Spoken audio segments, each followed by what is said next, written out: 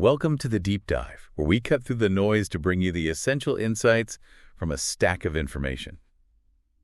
We all know we should probably be more active, but actually doing it and understanding how to do it effectively, well, that can feel like navigating a jungle sometimes.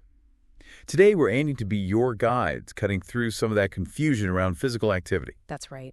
Our goal today, really, is to give you a shortcut, a way to truly understand what physical activity means for your health, your well-being, and importantly, how you can realistically integrate it into your life, drawing on, solid national and international recommendations. Okay, so let's unpack this guide we've got. It seems pretty comprehensive. We're going to clarify what inactivity actually means, which might be surprising.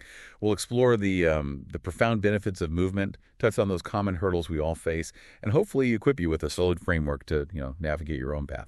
So let's start there. We throw around terms like sedentary lifestyle, but what does our guide really say about its definition? Is it just about, not exercising? Well, it's a bit more nuanced than just avoiding the gym. The material really emphasizes that a sedentary lifestyle involves these prolonged periods of inactivity, times where your body is expending minimal energy.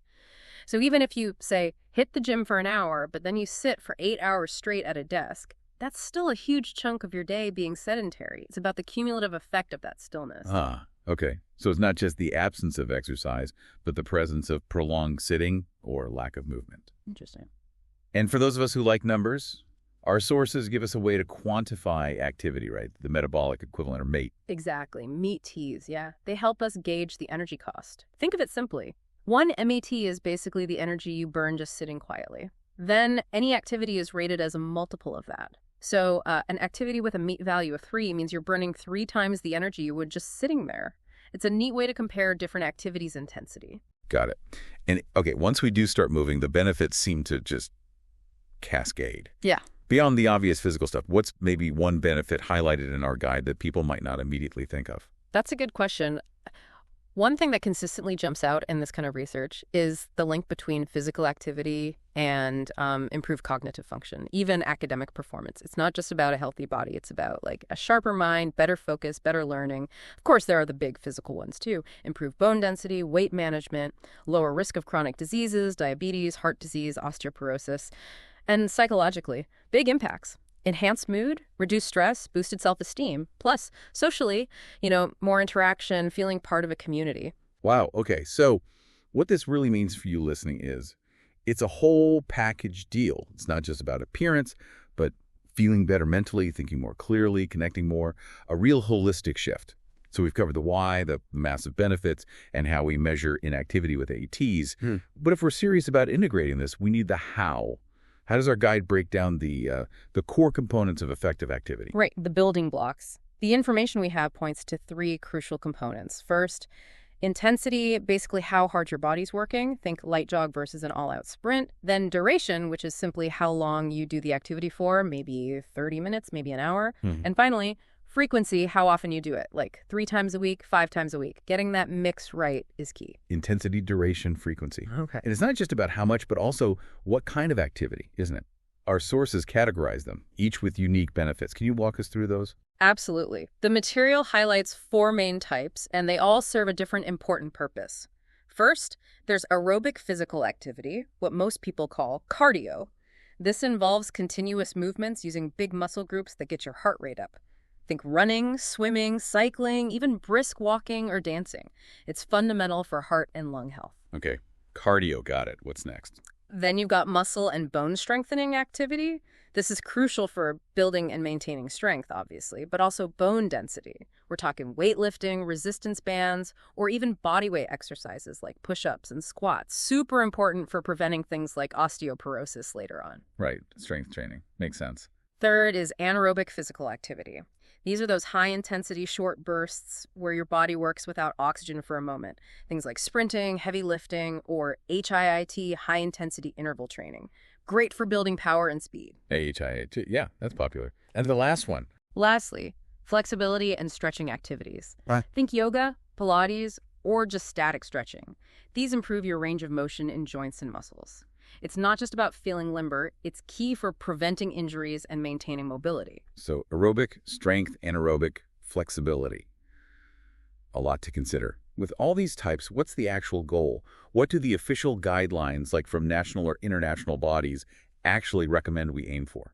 Good question. For kids and adolescents, say ages 6 to 17, the general recommendation is at least 60 minutes of moderate to vigorous activity daily.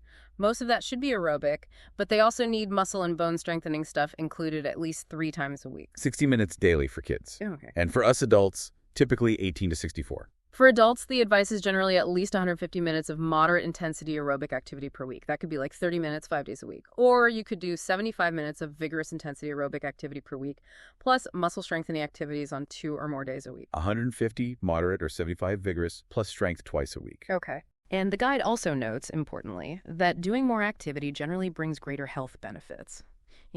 Pushing towards 300 minutes of moderate or 150 of vigorous if you can. Now, we all hear those recommendations, but let's be honest, meeting them can be tough. Life just seems to get in the way, doesn't it? Yeah. Our guide actually addresses this head on, talking about the barriers. Yeah. What are some of those common obstacles it points out? Oh, yeah. It definitely dives into the barriers. They range quite a bit. Some are very personal, like a lack of motivation, maybe low self-confidence about exercising. Others are more environmental things, like not having access to safe parks or affordable gyms. Time constraints are a massive one for almost everyone. Competing priorities, too. And that feeling of, I'm not good at this, or low perceived competence. It's complex. The feeling of, I'm not good at this, that resonates. It's often more mental than physical, isn't it? Does our guide offer any way to understand why people get stuck, like a model for how we change habits? It does, yeah. It introduces the stages of behavior change model, which is really helpful. It shows it's not usually an overnight switch, but more of a journey with different phases people go through. Yeah. You start at pre-contemplation, where someone isn't really thinking about changing. They might not even see their inactivity as an issue. Okay, unaware or uninterested. Exactly. Then comes contemplation. Here, you're starting to think about it, weighing the pros and cons, but you haven't actually committed doing anything yet. Considering it. Then preparation. Now you're getting ready. Maybe making small changes, looking up gym memberships, planning how you'll start soon. Getting geared up. Right. Then action. This is where you're actively doing the new thing, exercising regularly, for example. Knowing it. And finally, maintenance. You've kept the new habit going for a while, say 6 months or more, and the focus shifts to preventing relapse, sticking with it long term. Pre-contemplation, contemplation, preparation, action, maintenance. That's a really useful way to think about it. It's not just on or off. And knowing these stages exist is one thing, but the guide doesn't just stop there, does it? How does it suggest we actually overcome those barriers we talked about, especially if someone feels stuck in, say, contemplation or preparation? No, it offers practical strategies. For instance, simply increasing your awareness or really understanding the health benefits of moving and the risks of not moving that can be a powerful motivator. Setting realistic goals is huge, focusing on small, consistent wins rather than trying to do too much too soon. Finding activities you actually enjoy makes a massive difference. You're more likely to stick with it. Enjoyment, yeah, that's key. Definitely. Seeking social support helps too. Friends, family, community groups. Using technology like trackers or apps for motivation and accountability, and tackling that big lack of time barrier. The guide suggests integrating short bursts of activity throughout your day. Doesn't have to be one long gym session. Every little bit counts. Short bursts. Yeah. Like taking the stairs, maybe. Exactly. Parking further away, a quick walk during lunch. It adds up. Speaking of technology, our guide talks about its role. Beyond just counting steps, what kind of tech is useful, and what are the real benefits it offers? Well, the material highlights a few things. First, the accuracy of measurement you can get from, say, a smartwatch or fitness tracker. It gives you precise data steps, heart rate, calories burned, real feedback.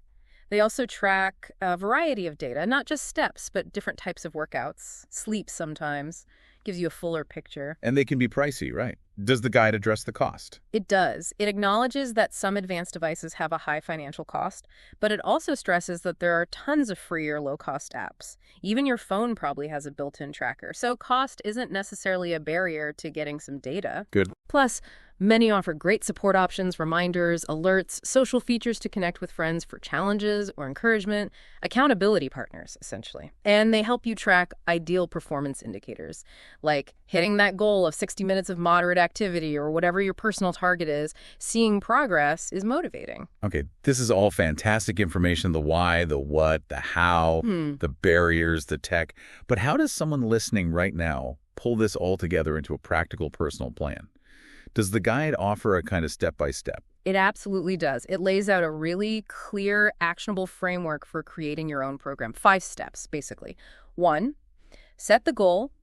Be specific and realistic, not just get fit, but maybe I'll walk briskly for 30 minutes 3 times this week. Clear targets. Specific goals, okay. 2, evaluate your current status. Honestly assess where you are now, your fitness level, any health issues, what you actually like doing.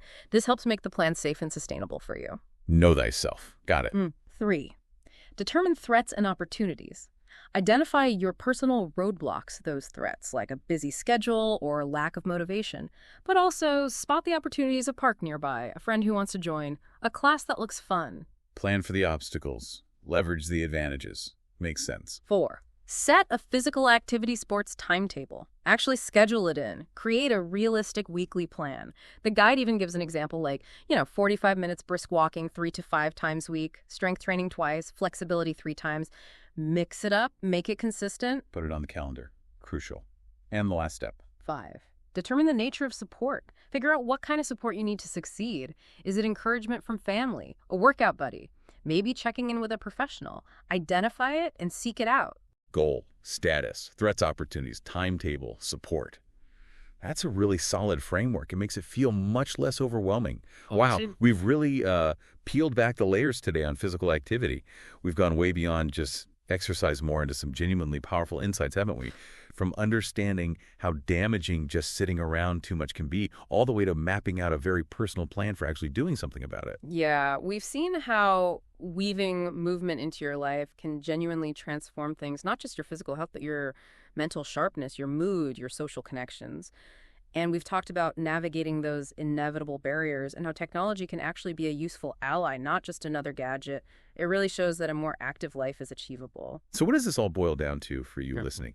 I think it means taking those small, consistent steps, understanding your own body, your own life, and embracing the journey of movement with both knowledge and maybe a bit of self-compassion. Absolutely. And that kind of leads to a final thought, maybe a question for everyone listening.